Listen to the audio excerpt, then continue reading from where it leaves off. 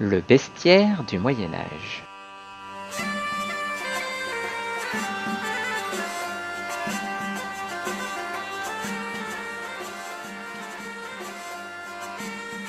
Durant le Moyen Âge, en Europe, les gens croyaient en l'existence de nombreuses créatures fantastiques.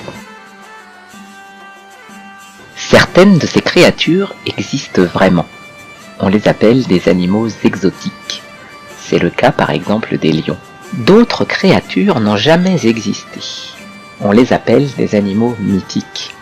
Pourtant, des récits de voyageurs dans des manuscrits les décrivaient et racontaient leurs capacités extraordinaires.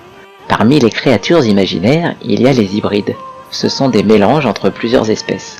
Il peut y avoir des parties du corps de différents animaux, mélangées entre eux, ou même d'autres parties humaines. Par exemple, cette manticore, dessinée en 1230, a un corps d'animal avec une tête d'homme. Les gens ne voyageaient jamais au Moyen-Âge. Ils ne pouvaient donc pas voir les animaux exotiques. Ils ne pouvaient pas voir non plus les animaux mythiques. Ils n'avaient donc jamais vu ni rhinocéros, ni dragon, et ils ne pouvaient pas savoir que le rhinocéros existe, et que le dragon, lui, n'existait pas. On peut voir ici une sirène dessinée sur un parchemin en 1375. Cette sirène a comme deux jambes, l'une en forme de queue de poisson, et l'autre en forme de queue, mais plus à plumes, comme celle d'un oiseau.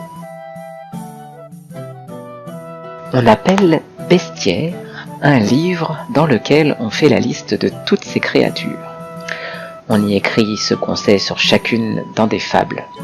Dans ces fables, on donne aux créatures des personnalités comme celles des hommes.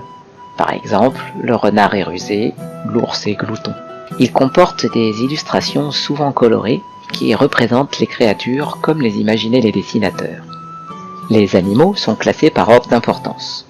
En premier, les animaux sauvages, et particulièrement le lion.